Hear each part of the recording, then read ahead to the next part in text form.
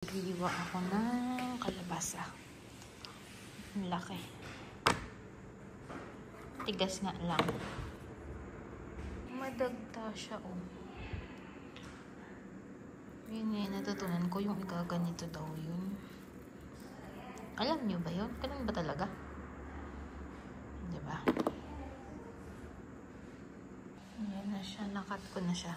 Pero ano, konti lang yan. Meron pa. So, ayan. Yung natira kong sitaw. Ayan nyo. May nakitang butiki. Ayun. May nakitang butiki. Kinakaasan. Ayan, ayan. Ayan, ayan. Ayan yung butiki. Ay, yung hangers naman eh. Naku, kainin kaya niya yun?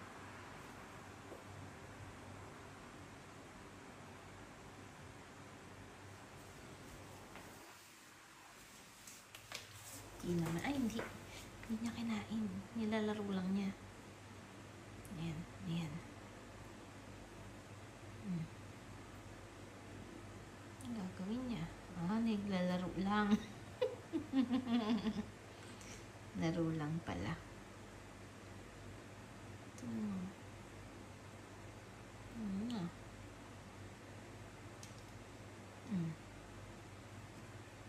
Naku.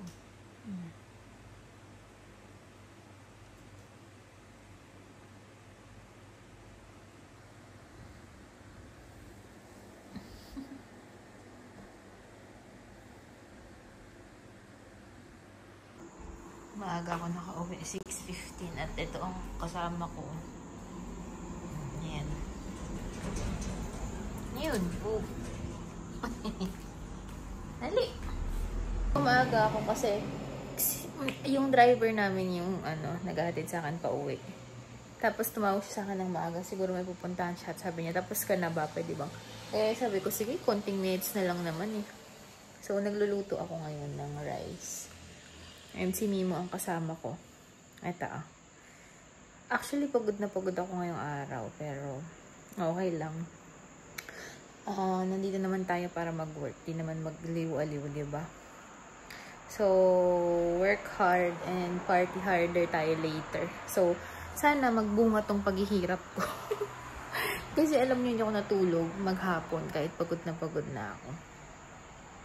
Diyan siya. Mima! Mima! Mima! Ba't ayaw? Nasaan ba yun? Kayang ginagawa. Ayan. Mima! Ano yun? Explore yarn? Explore yarn siya dyan. Tumunog yung aircon eh. Saan na pumunta? Ano siya? Mima! Aircon lang yun. Aircon lang. Mima ah. Dali. Dali. Yan na. Gusto mo yan? Dali. Mima! Ito. Dali. Nagsasaing ako. Kagabi kasi nagluto ako ng ginataang gulay. And hindi ko na siya na-video kasi nagdadaldalan kami ni Ate Telma. And happy naman ako ngayon dito sa bagong house namin kasi nagagawa ko naman yung yun pala. Happy naman. Tahimik lang, ganyan. So, kaya lang dito, lang talaga ako. Bahay, work lang talaga. Kasi yung mga kasama ko dito, hindi sila palalabas ng kwarto. Hindi sila tumatambay sa sala, ganyan. So, ako din, hindi na ako masyado tumatambay sa sala. Tumatambay lang ako dito kapag nilalaro ko to. So, nandito ako lagi. Kasi feeling ko ito yung sofa na hindi niya iniihian. Kasi minsan dito siya nakahiga. Yung feeling ko yung dalawang sofa doon na ihian na niya. Feeling ko lang naman. So, ayan. Tsaka, dati, ayoko talaga ng pusa. Pero dahil dito kay Mimo, okay na rin sa akin. Parang gusto ko na rin magpusa. Dati hate ko ang pusa. Pero kapag pala mga matatabang pusa, okay pala. Yung mga ganyan, ma-cute. Bigla na lang tumatakbo. Nagugulat ako. Siya pala yung tumatakbo. Mimo! Ayun na naman siya, Yun lang ang chika ko. Nag-aantay ako ng sinaing. Yung bigay ni Ate Debs. Ito. Bigay ni Ate Debs to eh. Tsaka mga ganito.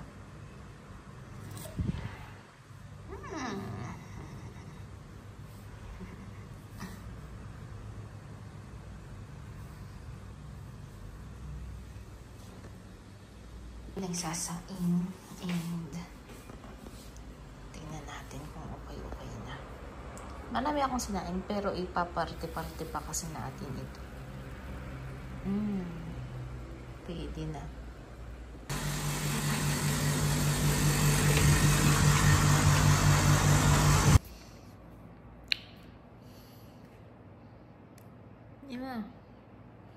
Nima.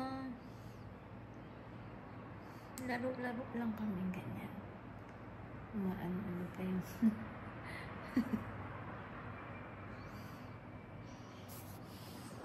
Nima.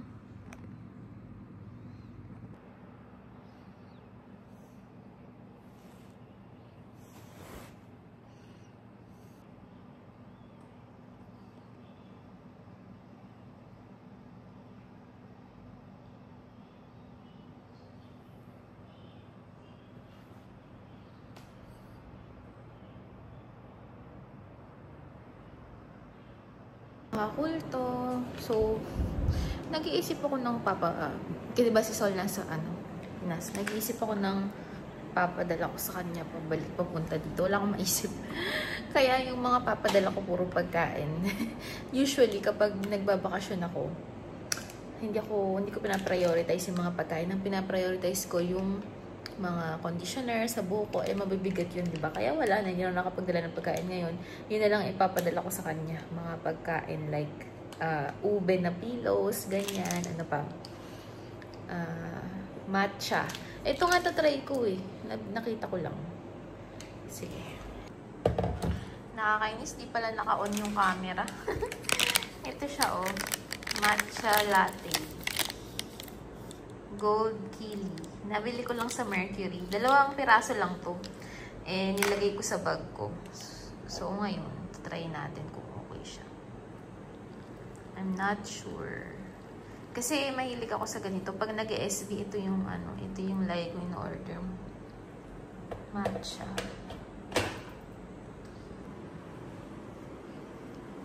Amoy dahon. Na nasusunog.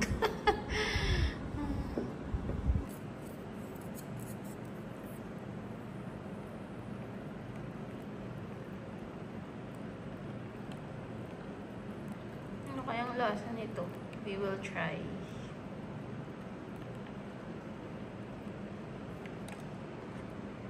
Try na natin tong matcha na to. Ito. Mainit eh. Ay. Masarap. Masarap siya. In fairness. Hindi siya yung matcha na matcha, pero pwede na. Pwede na. So, try nyo. Sarap. Masarap siya. Tapos, try natin ito. Isang cookie lang. Malaki kasi itong cookies na to. So, kuha tayo isa. Diba?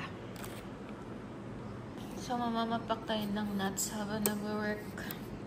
Actually, walang lasa to. Hindi to roasted. Raw yung mga ganito nila. Wala, natutunan ko na lang din kainin. Kasi yun lang available eh.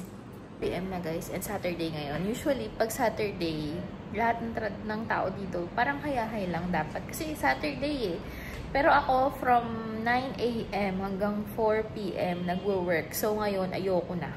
Parang feeling ko na masyado na akong kawawa. So, lalabas tayo at magpapahangin. Pero kasi mamayang 5, kasi 5 pa sila dadating. May report pa lang akong gagawin kasi inaantay ko yung sisend ng accounting. And then, kapag nagawa ko na yun, gugora na ako, ayoko na. Ito yung maganda pag wala yung amo ko. Ako nagde-decide kung kailan ako uuwi. Basta, syempre, gagawin mo yung work mo. Kaya lang nga, minsan nasasobrahan ako. Syempre, kasi Ano eh, wala akong kasama eh. Tignan nyo, upo tayo dito. Makulimlim today. And dito tayo uupo. Actually, favorite chair ko to eh. Kaya lang, nagbakbak na siya ng ganyan. Eh, hindi magandang tignan. Kaya pinapalitan ng amo ko. Same na kami ng pinapalitan ng amo ko. Kaya, diba? Kaya tayo upo. So, ayan, ganyan-ganyan lang tayo, muni-muni lang tayo ng siguro mga 15 minutes. And then, back to work na ulit. Try lang natin kung masarap. So, ito ang aking niluto. Diba? Champurado.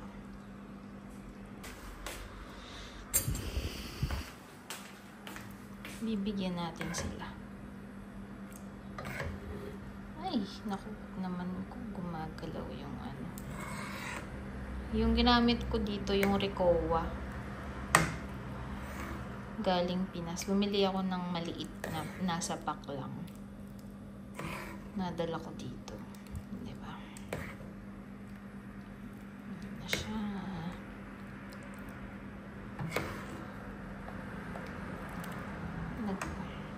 So, ganito yung laman niya, oh.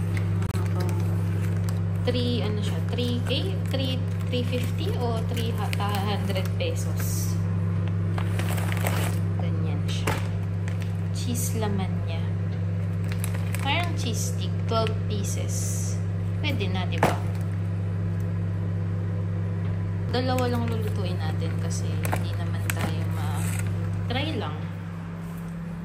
Ay, medyo maano pa siya.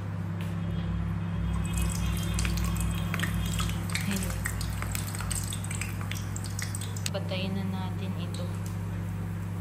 Lumalabas yung cheese niya. Dapat mahina lang yung apoy. Ngayon naman lumalabas ang cheese. Ito, ininit ko lang ito. Luto na yan eh. Sayang kasi.